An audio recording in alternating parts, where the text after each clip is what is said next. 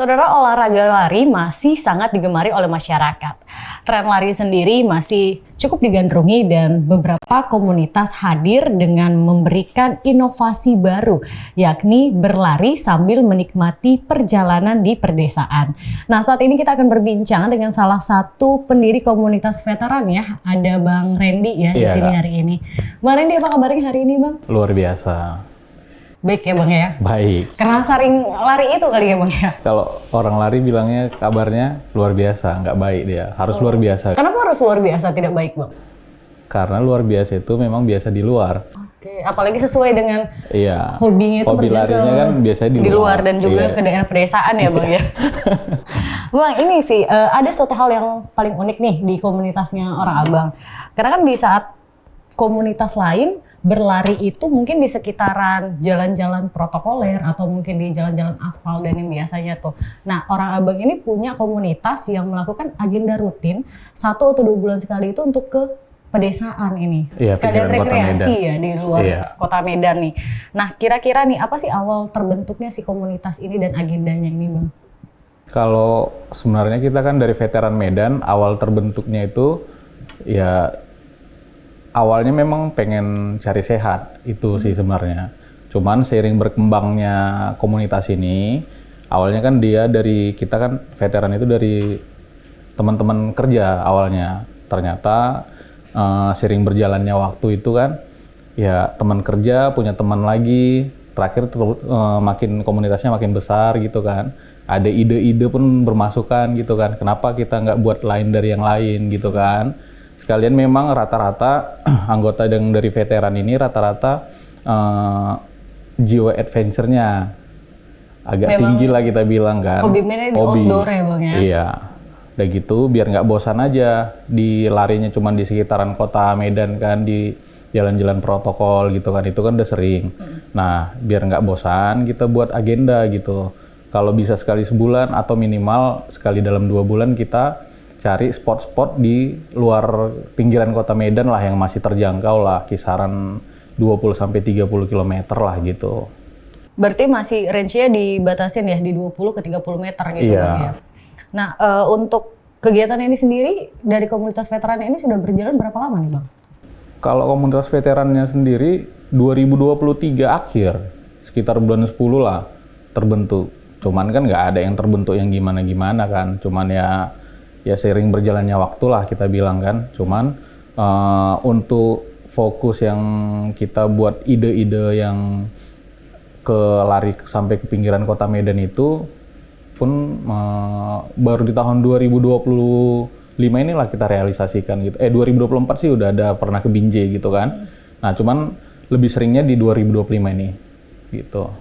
Kalau untuk rutenya sudah di mana aja tuh Bang yang di jarak 20 ke 30 km itu? Oh, pertama kali kita 2024 itu bulan 10.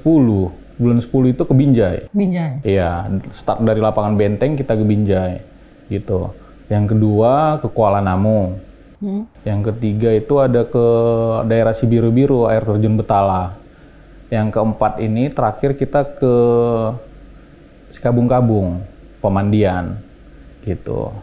Nah, itu kan Bang kalau seandainya lari, meskipun jaraknya itu sama nih 20 ke 30 km tapi masih di dalam kota sama di pinggiran kota itu kan pasti berbeda tuh tantangannya. Kira-kira apa sih Bang tantangannya itu? Tantangan yang paling nyata lah kita bilang ya, kalau ya beda-beda sih tiap daerah ya. Kalau kayak ke Binjai itu kan kita kemarin tantangannya jalan ya. Di jalan lawan kita kan kendaraan-kendaraan yang lalu lalang kan, apalagi jalan lintas kan. Kalau yang ke daerah Sikabung-Kabung atau keluar kota ke air terjun Betala itu elevasi tingkat ketinggiannya, ya kan, ketinggian lapangannya lah kita bilang. Sama satu lagi, ada ini anjing. Tapi kalau anjing itu memang jadi permasalahan tidak hanya di pinggiran, Bang, di dalam kota juga banyak juga. Iya, tapi kalau kita ke pinggiran kota kan dia lebih lebih banyak dia gitu. Kita kan udah lari-lari nih tiba-tiba digonggong sama anjing kan heart rate kita naik, Kak. Iya benar-benar. Itu gimana biasanya ngadepin itu, Bang? Ya ada pawangnya kita sih, ada beberapa. Oh iya? Iya, di komunitas kita ada beberapa pawangnya memang. Jadi kalau saya dikejar anjing langsung diturunin Iya. aja ya Bang ya. Karena kebetulan saya pernah juga tuh kejadian kayak gitu kan. Digonggong. Digonggong. Awalnya satu, terus saya menerapkan ya udah berbalik melihat gitu. Ternyata Iya. dia bawa temannya dua lagi, malah dikejar gitu. Apakah orang abang juga punya prinsip yang sama gitu? Kalau saya kan yang penting sih harus berlari lebih kencang daripada teman saya. Tidak boleh berlari lebih kencang daripada anjingnya, biar temennya yang dikejar kan. Di komunitasnya abang ada diterapin juga kayak gitu nggak? Enggak. Nah untuk stamina sendiri seperti apa tuh bang? Sama nggak sih yang diperlukan untuk di dalam kota dan di luar kota? Beda. Karena keluar kota ini kan jaraknya jarak panjang, 20 sampai 30. Nah, rata-rata kan di komunitas veteran ini memang yang udah mulai rutin lari ataupun yang masih baru lari kan. Nah, udah termasuk rutin lah kan, udah adalah basicnya gitu untuk ikut kegiatan keluar kota ini. Jadi untuk staminanya sendiri mungkin kan dia udah lebih terlatih. Cuman gitu pun kita ya beda-beda kan, ada yang ibu-ibu sampai yang bapak-bapak pun ada gitu kan, beda-beda juga kemampuannya masing-masing. Kita buat kategorinya juga, misalnya di 25 km paling panjangnya, nanti ada sesinya di, kalau mau berhenti di 10 juga nggak apa-apa, kita prinsipnya nggak maksain, karena memang keluar kota tetap harus fun run kita. Nah Prinsipnya itu gitu. kalau tadi targetnya di 25, terus kalau dia udah nggak sanggup dia bisa berhenti di 10 kayak gitu kan. Iya. Itu gimana tuh? Apa dia berhenti di situ tidak lanjut sama sekali ke perjalanan atau ada opsi lain untuk menuju? Di komunitas kita sih kita ada sediain tim rescue, ada ini ya, jadi ada pick up lah kita bawa, ya, jadi untuk bawa perbekalan, P3K, persiapan makan kita gitu kan. Mau untuk refreshment juga kita ada buat di pick up, dan untuk siapa tahu jaga-jaga lah kayak tadi yang nggak sanggup misalnya ngelanjutin ke 25 atau 20 kilo itu mau berhenti di 5 kilo juga nggak apa-apa, tinggal naik pick up aja. Karena pada prinsipnya jangan ada yang maksain sih, karena kita kan cari sehat ya di komunitas ini. Jadi jangan pula sampai dipaksain, nggak sanggup dipaksain sampai finish, enggak. Tetap kita tanya, kan kelihatan tuh kan dari mukanya pun nanti kelihatan kan udah capek. Gimana, masih sanggup? Kalau kira-kira udah lambaikan tangan, ya udah kita naikin ke pickup. Nah itu tadi kan berarti kan udah well prepare ya kita untuk Iya, wajib lah. untuk kegiatan itu. Berarti memang ini terbuka untuk siapapun yang ingin ikut. Terbuka. Terus kalau untuk konsumsinya itu tadi itu bang, ini kan kita kan ke daerah juga, tapi tadi orang abang bilang kan ada bawa konsumsi juga di sendiri. Berarti tidak sekalian menikmati kulineran di daerah yang dikunjungin atau gimana? Nah, kalau sejauh ini sih kita lebih prepare bawa dari perbekalan kita sendiri gitu. Karena beberapa daerah kemarin kita kayak di air terjun di apa itu Sikabung-Kabung, kita udah komunikasi ke orang setempat, ternyata mereka nggak nyanggupin nyediain konsumsi. Ya ada juga sih kepengen minta konsumsi dari situ, beli dari sana kan, ternyata mereka nggak sanggupin, ya mau nggak mau kita harus siapin sendiri gitu. Berarti memang kita membawa sendiri ya? Iya, bawa sendiri. Sejauh ini sih bawa sendiri. Oke. Untuk kegiatannya nih sendiri bang, selain nantinya di sana kita ke lokasi lari, apa ada kegiatan lain yang dilakuin biasanya? Nah, biasanya kan udah capek-capek tuh kan, udah sampai di finish, ya kayak dua kegiatan terakhir ini kan kita rata-ratanya ke sungai gitu. Habis lari ya kita mandi sungai sambil makan gitu di pinggiran sungai itu gitu. Kalau untuk usianya sendiri, kalau veteran kan jadinya nih berasumsinya Iya. Enggak. apa ada yang masih muda-muda, remaja Ada, gitu? anak-anak pun ada. Milenial, Gen Z? Ada, dari semua segmen umur usia ada. Dari yang masih SD juga ada, yang kelas 6, 1 pun dari anak-anaknya kita pun ada ikut kok kemarin gitu. Cuman ya seberapa sanggupnya nggak kita paksain kan gitu. Sampai yang usia 53 tahun juga ada. Sesuai ya bang ya, veteran. Iya. Kemarin nih kita masih akan berbincang lagi dan menanyakan beberapa hal yang mungkin terupdate terkait dengan running. Tapi kita akan kembali setelah pariwara berikut ini.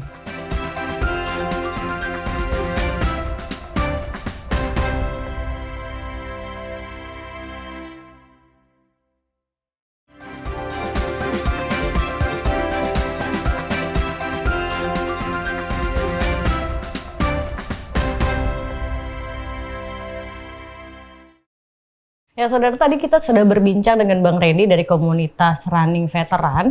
Tadi kita sudah berbincang mengenai jarak untuk lokasi di daerah pedesaan atau di pinggiran kota Medan, yaitu dari 20 sampai dengan 30 km. Nah, kita akan bertanya tentang hal yang menjadi salah satu tren dari running sendiri itu. Ya. Bang, sekarang kan kita bisa lihat nih, banyak banget ya komunitas running nih, pelari-pelari ini. Terus ada yang dia mungkin awalnya dia belum tertarik nih dengan dunia lari atau olahraga, tapi dia ingin ikut. Dan ngelihat nih tren sekarang tuh harus punya branded tertentu, seperti sepatu yang harus mungkin pakai strap tertentu, merek-merek sepatu tertentu. karbon, pelari culture istilahnya. Iya, pelari culture tuh. Nah Iya. itu gimana sih Bang? Karena kan kadang ada beberapa orang yang mungkin dia belum punya nih barang-barang yang seperti itu, tapi dia niat gitu. Itu seperti apa sih biasanya kalau tanggapan Abang? Kalau tanggapan saya sendiri, kalau tentang budaya pelari culture, ya sah-sah aja sebenarnya ya. Cuman ya kalau memang tujuannya mau sehat, intinya sih lari ini mulai aja dulu gitu. Dari apa yang ada. Jangan sampai ya dipaksakan lah kan. Kita ya itu kembali ke budget juga kan. Iya benar. Iya, karena nggak murah itu Kak ya kan. Kayak baju aja ada yang kalau mau diikutin merek-merek kayak ya merek-merek mahal lah kita bilang luar negeri itu kan ada yang kaos aja cuman kaos koyak-koyak lagi 1.800.000 ya kan.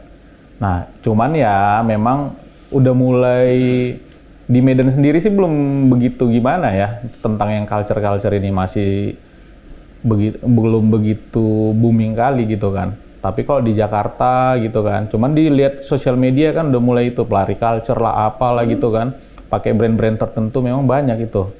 Dan biasanya tuh kalau udah masuk di komunitasnya udah kayak sekolahan, seragam semua tuh, harus sama semua itu. Kira-kira di komunitasnya lo gitu juga nggak nih? Nggak harus sih, iya. Ya kembali lagi tadi memang tujuannya sehat, cuman ya kembali lagi kan, kalau udah menggeluti lari nih, awalnya kan orang awam sih mikirnya lari ini olahraga yang murah.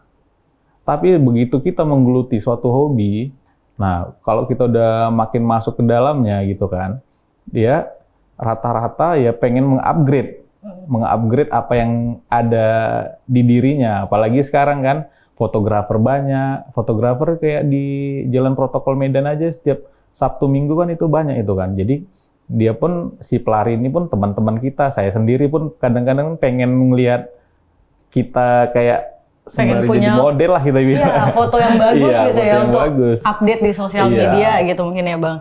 Nah, oke, kalau tadi itu masalah berpakaian, penampilan gitu untuk jersey dan sepatu mungkin untuk di awal untuk pemula boleh pakai apa aja yang ada, yang penting nyaman gitu ya sebenarnya Bang ya. Iya benar. Nah, untuk pemula sendiri nih yang kira-kira baru mau mulai aktivitas running ini, kira-kira ada tips and triknya nggak nih Bang? Karena kan nggak mungkin ujuk-ujuk dia langsung berlari gitu ya. Oh, kalau untuk tips and triknya sebenarnya melawan rasa malasnya dulu. Oke. Karena yang paling susah dalam lari pagi ini, lari lah kita bilang ya, memulainya. Begitu kadang-kadang kan kita bangun paginya susah gitu. Udah bangun kadang-kadang udah malas juga tuh untuk cuci muka, sekedar cuci muka, untuk memulai lari pagi gitu kan.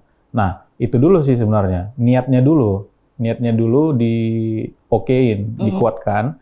Ya, kalau kayak gear itu mengikutin sih, kayak ya sepatu pakai aja dulu apa yang ada gitu kan, yang penting nyaman gitu kan, baju juga, celana juga apa yang ada aja dulu, yang penting udah mulai rutin dulu lari. Nah lama-lama kan ada dana, ada budgetnya, ya bisa di-upgrade pelan-pelan gitu. Nah itu kan tadi kalau untuk ke gear ya, kalau seandainya untuk tekniknya itu gimana Bang? Apakah harus tumit dulu, apakah harus di bagian jari-jari dulu yang menyentuh si ini atau kalau mengenai teknik dalam lari itu kan banyak referensi masing-masing ya. Ada yang bilang heel strike lah, itu kan. Ada yang bilang ya kita harus napaknya di tengah gitu kan, harus bola-bola kaki. Ya kembali lagi nanti itu nyamannya masing-masing sih.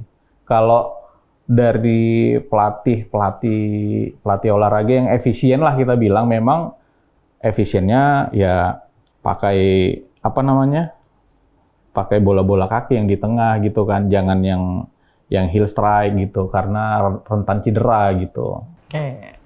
Nah Bang, balik lagi nih ke kegiatan komunitasnya orang Abang tadi tuh, yang berlari ke pedesaan atau di pinggiran kota Medan nih. Iya. Nah itu kan salah satu tempat wisata tuh Bang. Iya. Kan bisa dibilang kayak sport tourism gitu. Nah kira-kira di sana tuh, kalau seandainya kita pikirin nih, kan bisa kita menjadikan salah satu promo tuh untuk pariwisata. Iya. Nah harapannya apa sih Bang di pemerintahan ini sendiri Bang? Harapannya sih ya satu, akses ke daerah-daerah wisata kita lah ya, akses ya, mungkin yang kedua media lah lebih digaungkan lagi gitu kan untuk wisata-wisata di pinggiran kota Medan gitu kan. Udah gitu ya dikurangi pungli-pungli atau uang masuk lah Kak gitu, karena nggak bisa dipungkiri kalau Sumatera Utara ini kan setiap objek wisata itu ada aja punglinya gitu kan. Uang masuk lah, entah kemana lah nanti uang masuk itu, kita pun kadang-kadang nggak paham kan. Cuman karena kita udah kadung sampai di situ ya mau nggak mau kita bayar gitu. Itu sih. Berarti untuk pungli sendiri masih ada ya Bang ya sampai sekarang ya? Ya ada lah itu. Kemarin kita terakhir kan sebenarnya mungkin retribusi lah ya. Omongannya kan pasti retribusi, nggak dibilang mau pungli lah sama mereka kan, sama orang setempat. Soalnya kan biasanya kan kalau tempat kayak yang dia udah tempat wisata yang kayak si kabung-kabung dan lain itu kan memang pas di gerbang masuk awalnya aja nggak sih kita biasanya nggak diiniin, dikutip. Iya di situ, cuman kan nggak ada dia yang biaya yang jelas kan, nggak ada karcis retribusinya kan, nggak ada dia kan. Iya.